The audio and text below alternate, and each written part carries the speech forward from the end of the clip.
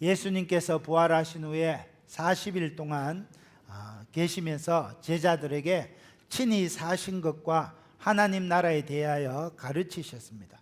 몇 날이 못되어 성령으로 세례를 받을 것이니 예루살렘을 떠나지 말고 아버지께서 약속하신 것을 기다리라 하셨습니다. 그러면 너희가 성령이 임하시면 권능을 받고 예루살렘과 유다와 사마리아와 땅끝까지 이르러 내 증인이 되리라 말씀하시고 성천하셨습니다. 제자들은 성천하시는 예수님을 멍하니 바라보며 하늘만 쳐다볼 수밖에 없었습니다.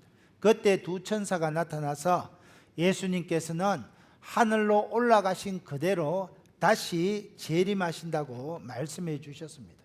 예수님께서 재림하시는 그날까지 십자가에 죽으시고 다시 살아나신 예수 그리스도의 정인으로의 삶을 살아야 한다, 그렇게 말씀하셨습니다. 이 사명을 받은 제자들은 어떻게 합니까? 예수님의 말씀에 순종해서 예루살렘으로 돌아옵니다. 약속의 말씀을 붙잡고 성령의 권능을 덧입혀 주시도록 마음을 같이하여 오로지 기도에 힘씁니다.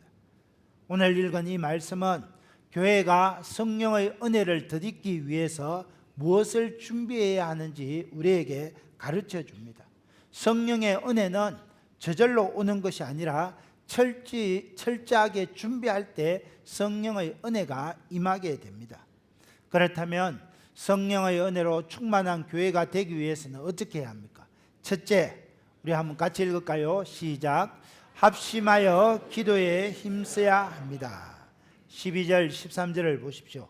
예수님께서 성천하신 후에 제자들은 감람원이라고 하는 산에서 예루살렘으로 돌아옵니다.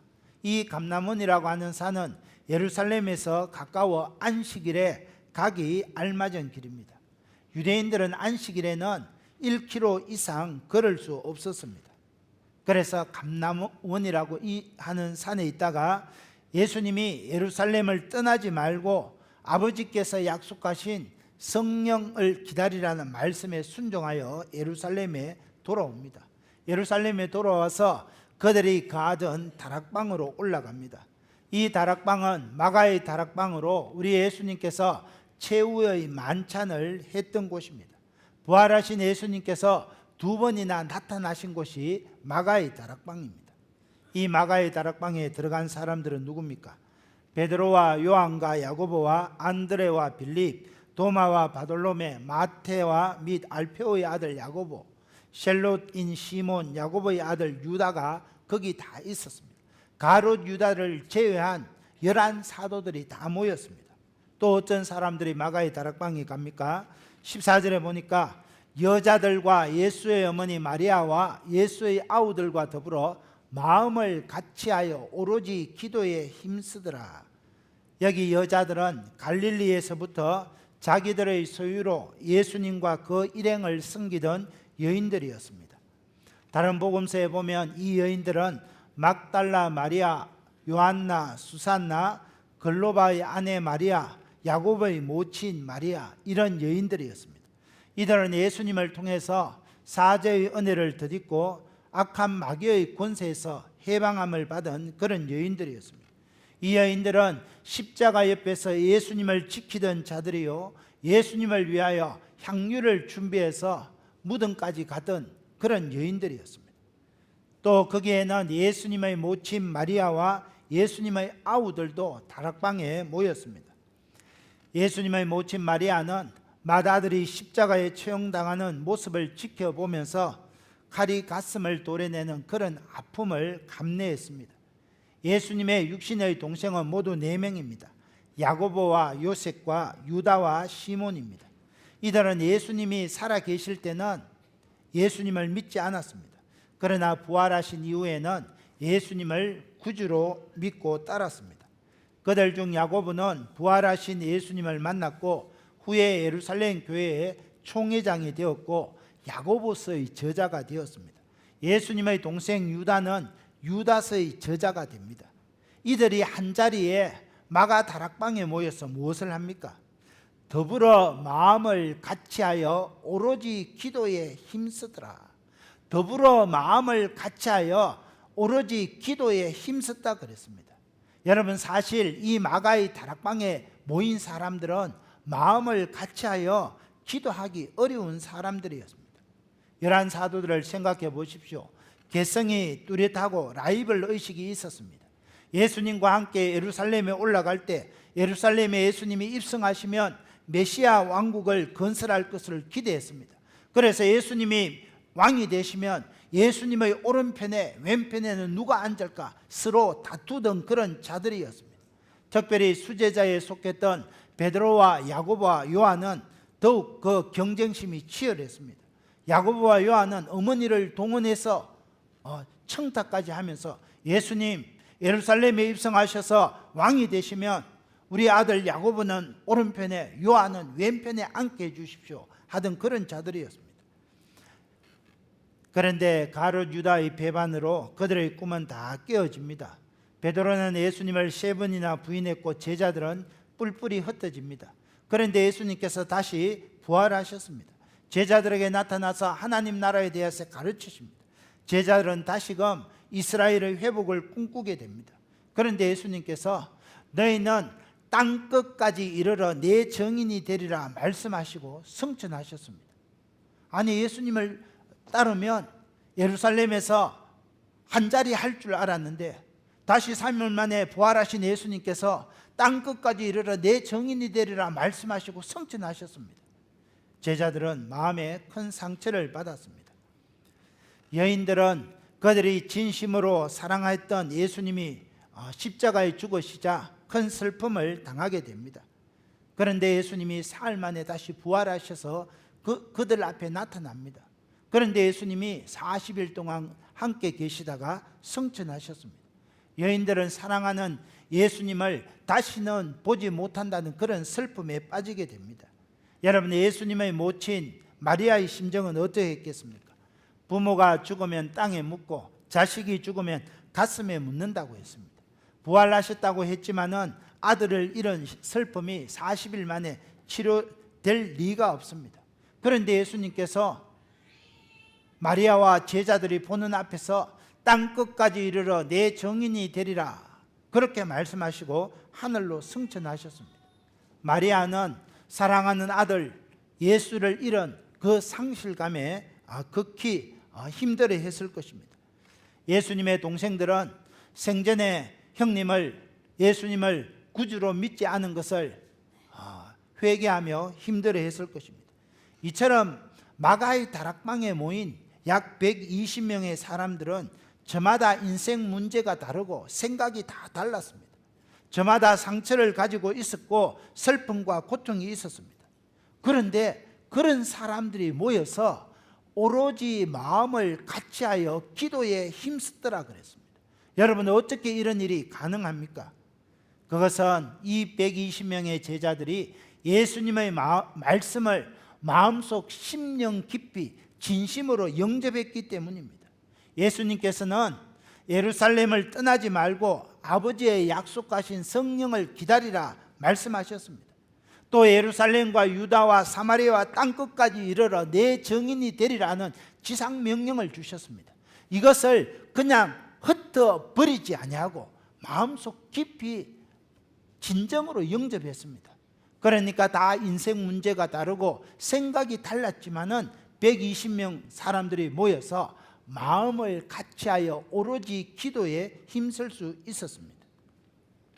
사랑하는 형제자매 여러분, 저와 여러분은 다 저마다 산더미 같은 인생 문제를 가지고 살아갑니다. 사람마다 다 제 코가 석자라 남을 돌아볼 마음의 여유가 없습니다. 그만큼 하루가 분주하고 시간을 쪼개며 살아갑니다. 조그마한 소그룹 모임 하나를 가지려고 해도 서로 시간 맞추기가 어렵습니다. 그러니 모든 성도들이 함께 모여서 마음을 같이하여 오로지 기도한다는 것이 쉽지 않습니다. 그러나 그럼에도 불구하고 우리는 기도해야 합니다. 왜 그렇습니까? 기도할 때 성령 충만케 되고 기도할 때 주님의 소원을 이루어 드릴 수 있는 것입니다. 기도할 때 하나님의 음성을 들을 수 있고 기도할 때 내가 주님의 기쁨이 되리라 결단할 수 있기 때문에 그렇습니다. 여러분, 우리 창녕제일교회는 매달 첫 주를 특별 새벽 기도의 기간으로 잡고 열심히 기도합니다.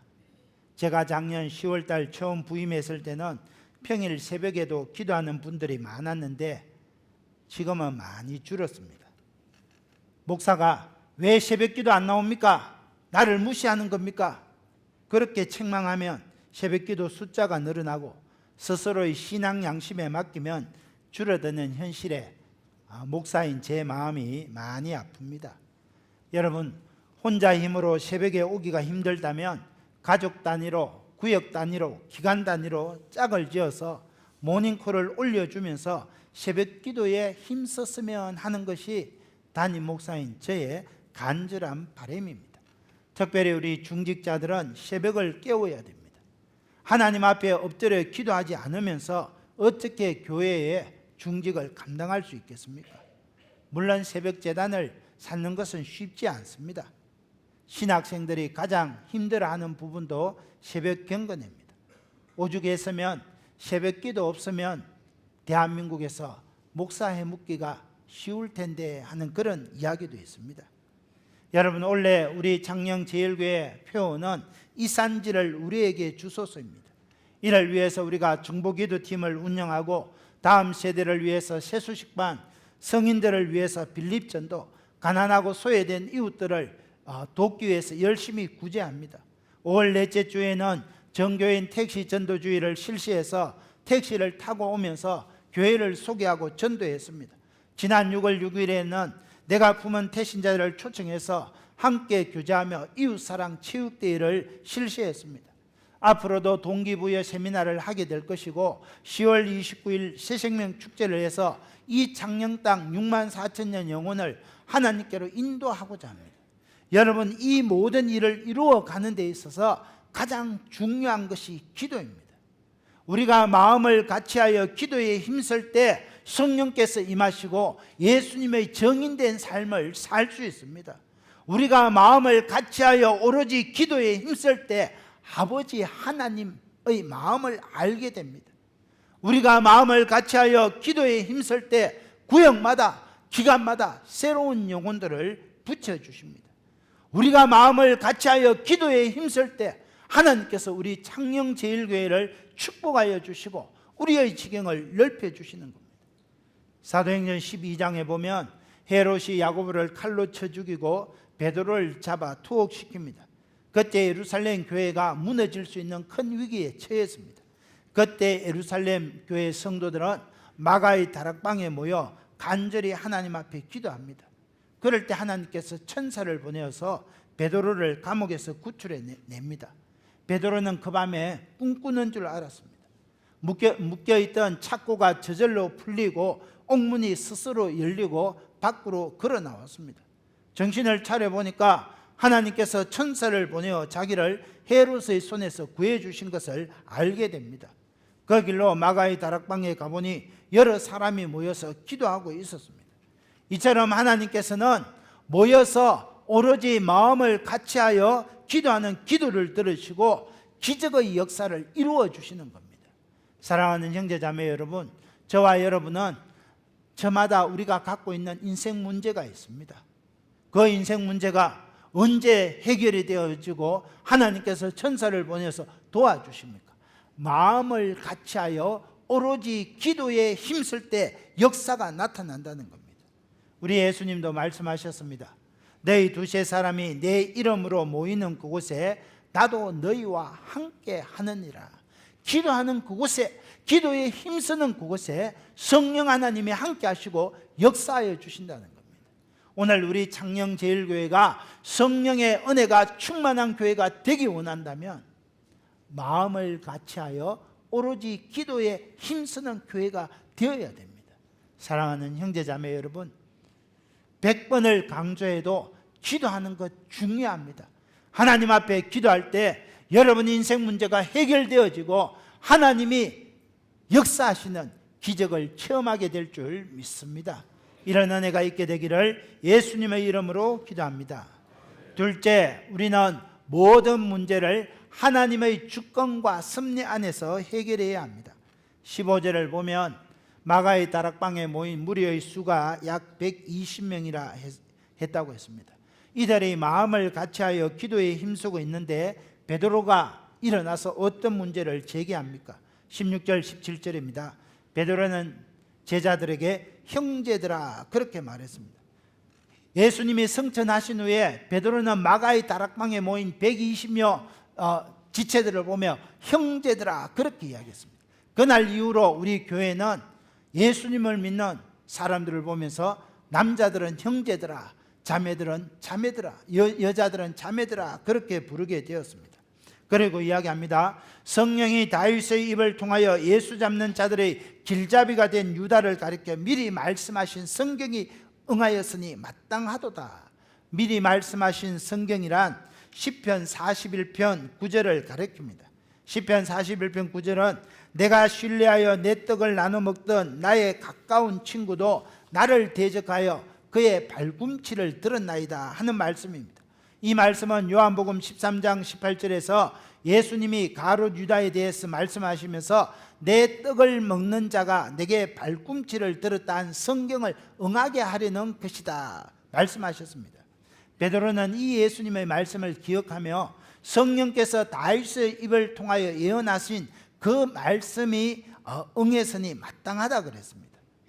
본래 가룟 유다는 열두 사도의 수 가운데 참여하여 이 하나님의 직무의 한 부분을 맡았던 자입니다. 그런데 가룟 유다는 이 직무를 버리고 예수님을 죽이려는 자들의 길잡이가 됩니다. 그런데 이것은 예언의 말씀이 성취된 것이라는 겁니다. 그러면 이렇게 예수님을 배반하고 떠난 가룟 유다의 최후가 어떻게 됩니까? 18절 19절입니다. 이 사람이 불의의 사스로 밭을 사고 후에 몸이 곤두박질하여 배가 터져 창자가 다 흘러나온지라 이 일이 예루살렘에 사는 모든 사람에게 알려져 그들의 말로는 그 밭을 아겔다마라 하니 이는 피밭이라는 뜻이라. 유다는 예수님이 재판을 받고 십자가에 처형되는 것을 보고 자기가 너무나 큰 죄를 지었다는 것을 깨닫게 됩니다. 그래서 제사장을 찾아가서 그들에게서 받은 은 30냥을 돌려주려고 했습니다. 그러나 제사장들이 거절하자 그 은 30냥을 성전에 던져버리고 나갑니다. 그리고 산에 올라가서 목을 메어 자살합니다. 그런데 그 목을 메어 자살한 그곳이 벼랑 끝에 있는 나무여서 거기서 떨어져서 곤두박질 쳐서 배가 터져 창자가 흘러나와서 비참하게 죽게 됩니다. 그런데 대제사장들이 가룟 유다가 던진 그 은 30냥을 가지고 밭을 사서 공동묘지를 삼았습니다. 결국 유다는 예수님을 판 불의의 삿으로 밭을 산 결과가 되었습니다. 그래서 그 밭은 핏값으로 샀다. 그래서 아겔다마라고 불렀습니다. 여러분 오늘 우리 성경에 보면 이 18절 19절 앞에는 갈로가 이렇게 되어 있습니다. 제자들은 다 알고 있지만은 지금 사도행전 이 편지를 받는 이 데오빌로는 알지 못하기 때문에 누가가 친절하게 설명해 준 것입니다. 여러분 120명의 마가의 다락방에 모인 성도들이 가룟 유다의 자살 소식을 들었을 때 충격이 얼마나 컸겠습니까? 제자들은 동료였던 유다의 배반으로 예수님이 체포되는 것을 보고 큰 충격을 받았습니다. 가장 충성스러웠던 유다가, 그래서 재정을 맡았던 유다가 어떻게 예수님을 팔 수 있단 말인가 충격받았습니다. 유다만 생각하면 분노가 치밀어 올랐습니다. 그런데 그런 유다가 자살하고 낭떠러지에 떨어져서 배가 터져 창자가 흘러나와 죽었다는 소식을 들었을 때 120여 제자들은 큰 충격을 받았을 것입니다. 그 중에 어떤 분은 예수님을 배반한 유다는 그래 죽어도 사다 그렇게 생각하는 사람도 있고 또 너무 불쌍하다 생각하는 사람도 있었습니다. 사도들 가운데 유다의 배반과 죽음을 놓고 생각들이 다 달랐을 것입니다. 무엇보다도 유다의 배반으로 사도들 간에 서로 믿지 못하고 불신하게 되는 그런 풍조가 들어오게 되었습니다. 특별히 나다나엘처럼 생각이 깊은 사람들은 하나님의 택하심에는 후회하심이 없다고 했는데 가룟 유다는 왜 예수님을 배반했을까? 그런 의심이 들었을 것입니다. 유다의 자살 문제로 제자들 사이에 불신도 생기고 책임론도 일어났습니다. 복음 역사에 대한 회의감도 생겼습니다. 사단이 가룟 유다 문제를 통해서 제자들을 참수하고 인간적인 생각과 불신에 시달리게 했다는 겁니다. 이 유다의 문제가 해결되지 않으면 성령의 그릇을 이룰 수가 없습니다. 그래서 베드로가 일어나서 유다의 배반은 성경 말씀이 성취된 것이라는 그런 결론을 내리게 되는 것입니다. 사실 한때 12제자 중에 한 동료였던 유다에 대해서 그렇게 말하기는 쉽지 않습니다. 제자들 가운데 유다와 친하게 지냈던 그런 제자도 있었을 것입니다. 그러나 베드로는 120여 신앙 공동체를 위해서 분명한 결론을 내렸습니다. 여러분, 2017년 저와 여러분이 살고 있는 한국교회는 많은 혼란을 겪고 있습니다. 교회적으로 존경받던 지도자들의 죄와 허물로 말미암아 우리 기독교가 손가락질 당하는 그런 처지에 다다르게 되었습니다. 서울의 큰 교회 목사님이 성추행으로 교회가 풍지박산이 되었습니다. 학위 논문 표절 문제로 가장 건강한 교회로 인정받던 교회가 비난받는 그런 교회가 되었습니다. 세계에서 가장 큰 교회의 원로 목사님이 물질 문제로 재판받고 아들이 감옥을 가게 되었습니다. 여러분, 이런 일을 겪을 때마다 사단은 우리 마음속에 불신을 심고 교회를 파괴하고자 달려듭니다. 사실 목사가 되었다 해도 인간의 타락한 본성에서 자유로운 사람은 아무도 없습니다. 그러므로 늘 깨어서 기도하고 경건 생활에 힘써야 됩니다. 그렇지 않으면 죄악으로 물들 수밖에 없습니다. 그러나 그렇다고 해서 일부 목회자들의 부정과 부패로 인해서 기독교 전체가 매도당하는 것은 잘못된 것이라는 겁니다. 기독교 전체가 매도당하고 사람들로부터 손가락질 당하는 것은 사단이 노리는 그런 전략 전술입니다. 실제로 있었던 일입니다. 모 교단의 응급재단을 책임지던 장로님이 목회자들이 응급금을 해놨는 그걸 가지고 미국으로 다 달아나 버렸습니다. 그래서 수많은 목사님들이 은퇴 후에 연금을 받지 못하고 엄청난 고통을 겪은 적이 있습니다. 여러분, 그런 장로님을 볼 때마다 마음에 얼마나 화가 치밀어 오르겠습니까? 이처럼 저와 여러분이 우리가 사는 이 사회는 정말로 황당한 일을 당할 때가 수없이 많습니다. 황당한 그런 일을 당할 때 하나님의 사람 된 성도들은 어떻게 해야 합니까? 하나님의 편에서 해석할 수 있어야 됩니다. 오늘 우리 그리스도인들은 무슨 일이든지 일어난 일, 지나간 일에 대해서는 하나님의 편에서 해석하고 그 사건에 두신 하나님의 뜻과 섭리를 발견하고 긍정적인 결론을 이끌어내야 됩니다. 그래야 사단이 내 마음에 들어오는 통로를 차단할 수 있습니다. 그래야 사단이 내 마음속에 불신을 심어주고 원망을 심어주는 것을 원천적으로 막아낼 수 있다는 겁니다. 여러분, 요셉을 생각해 보십시오.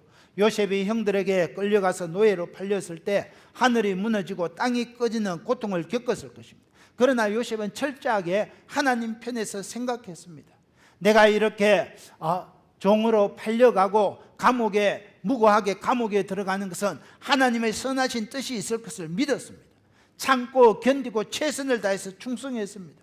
그랬을 때 요셉이 애굽의 총리 대신이 되고 요셉 때문에 이스라엘 백성들이 구원받게 되는, 살아나게 되는 그런 놀라운 일을 나중에 발견하게 됩니다. 요셉은 자기의 고난과 고통 가운데 하나님의 선하신 섭리가 있다는 것을 생각하고 형들을 용서하고 사랑으로 보다듬어 줄 수 있었습니다. 이처럼 하나님 편에서 내 인생을 바라보아야 내 마음에 쌓인 분노와 적개심으로부터 해방될 수 있다는 겁니다. 사랑하는 형제자매 여러분, 오늘 우리 창녕제일교회가 성령이 충만한 하나님의 교회가 되기를 원한다면 오늘 우리가 인생을 살아가면서 만나는 모든 문제는 하나님의 편에서 생각하고 그 안에 하나님의 뜻과 계획이 있다는 것을 우리가 기억해야 합니다. 그럴 때 우리가 승리할 수 있습니다. 끝으로 우리가 성령 충만한 교회가 되려고 하면 모든 성도가 자기의 직분에 충실해야 합니다. 베드로는 계속해서 시편 말씀을 통해서 유다의 직분을 타인에게서 취하라는 성령의 음성을 듣습니다. 20절을 보십시오.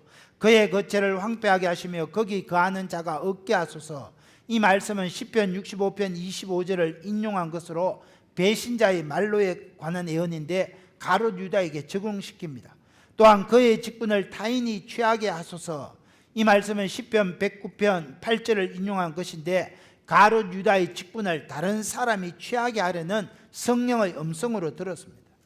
여러분, 그렇다면 가롯 유다의 직분을 대신할 사람은 어떤 자격을 갖춰야 합니까? 21절 2절에 보면 사도의 직무는 예수님의 증인이 되어야 합니다. 예수님의 증인이 되려면 첫째, 요한의 세례로부터 우리 가운데서 올리져 가신 날까지 주 예수께서 우리 가운데 출입하실 때 항상 우리와 함께 다니던 사람 중에 하나를 세워야 합니다. 여러분, 여기서 출입했다는 것은 예수님과 아주 친밀한 관계에 있었던 사람이어야 된다는 겁니다. 둘째는 예수님께서 부활하심을 증언할 수 있는 사람이 되어야 됩니다. 예수님의 구속 역사는 부활로 완성되기 때문에 그렇습니다. 그래서 예수님이 우리 가운데 출입하실 때부터 예수님에 대해서 잘 알고 있던 사람, 예수님의 부활을 확신하는 사람이 가롯 유다를 대신해서 직무를 받아야 할 사람입니다. 이런 조건으로 두 사람을 추천했는데 23절에 보니까 그들이 두 사람을 내세우니 하나는 바사바라고도 하고 별명은 유스도라고 하는 요셉이요, 하나는 마띠아라 그랬습니다. 바사바와 마띠아가 뽑혀졌습니다. 아마 이들은 70인 제자 중에 두 사람이었을 것입니다. 11 사도들은 이 두 사람을 모든 자료를 수집하여 확인하고 결정했습니다. 이제 이들 중에 누구를 택해야 할지 결정해야 됩니다. 그런데 이 결정은 하나님께 내어드립니다. 24절 25절입니다. 그들은 먼저 뭇사람의 마음을 아시는 주님께 이 두 사람 중에 누가 주님께 택하신 바 되어 봉사와 및 사도의 직분을 대신할 자인지 보여주옵소서. 유다는 이 직무를 버리고 제 곳으로 갔습니다. 그렇게 기도했습니다. 그리고 26절에 제비 뽑아 마띠아를 얻으니 그가 11 사도의 수에 들어가니라. 여러분, 히브리인들에게 제비 뽑는 방법은 아주 익숙한 것이었습니다. 당시에 제비 뽑는 방법은 이렇습니다. 두 사람의 이름을 작은 조약돌에 적어서 그릇 안에 였습니다. 그러면서 그릇을 막 흔들어서 그 안에서 한 돌이 튀어나오기까지 막 흔드는 겁니다. 그러면 두 사람 익은 조약돌 중에서 한 돌이 탁 튀어나오는데 그것을 하나님의 뜻으로 받아들이는 겁니다. 그래서 그 사람을 얻으니까 그 사람이 마띠아였습니다. 마띠아가 12 제자의 반열에 들어가게 되는 겁니다. 여러분, 여기서 예수님께서 12 제자를 뽑은 것은 아주 중요한 의미가 있습니다. 하나님께서 이스라엘 12 지파를 세우신 것처럼 예수님께서 새 이스라엘의 12 기둥을 세우신 것입니다. 그래서 가롯 유다의 직분을 대신해서 마띠아를 세워주신 것입니다. 마띠아가 가롯 유다로부터 사도의 직분을 맡음으로 12 사도의 수가 차게 됩니다. 마띠아가 사도의 수에 들어옴으로써 11 제자들은 더 이상 사단의 참소를 받지 않아도 되게 되었습니다. 마띠아가 12 사도의 수에 들어옴으로 제자들의 마음에 남아있던 상처가 아물게 되었습니다. 여러분, 그래서 하나님의 성령의 충만한 은혜를 받을 성령의 그릇이 다 준비되었습니다. 제자들은 이제 더 이상 가롯 유다의 문제로 괴로워하지 않고 의심하지 않고 공동체가 안정이 되었습니다. 성령의 은혜를 부어주실 때 받을 준비가 다 되었다는 겁니다. 여러분, 오늘날도 마찬가지입니다. 하나님께서 성령의 은혜를 물같이 부어주시려고 해도 그릇이 준비되지 않으면 받을 수가 없습니다. 하나님이 성령의 은혜를 수낙비처럼 부어주시려고 하는데 그릇을 엎어놓으면 하나님의 은혜를 담을 수가 없습니다. 오늘 우리 창녕제일교회 가운데 하나님께서 폭포수 같은 성령의 은혜를 내려 부어주시기를 원하고 계십니다. 그러면 우리는 오로지 마음을 같이하여 한 마음으로 기도해야 됩니다. 우리가 모든 일들은 하나님의 편에서 하나님의 섭리 안에서 그 일들을 해결해 나가야 됩니다. 또 이 하나님의 폭포수 같은 성령의 은혜를 받으려면 오늘 우리에게 맡겨준 직분에 충실하여 충성해야 합니다. 그럴 때 하나님께서 우리 창녕제일교회 가운데 성령의 폭포수 같은 은혜를 부어주시고 우리 창녕제일교회는 성령의 은혜가 충만한 교회가 될 줄 믿습니다. 저는 오늘 저와 여러분이 성령의 폭포수 같은 은혜를 받아 누리는 하나님의 백성들이 되시기를 예수님의 이름으로 축원합니다. 이 말씀 생각하면서 우리 한번 주여 일창하며 기도합니다.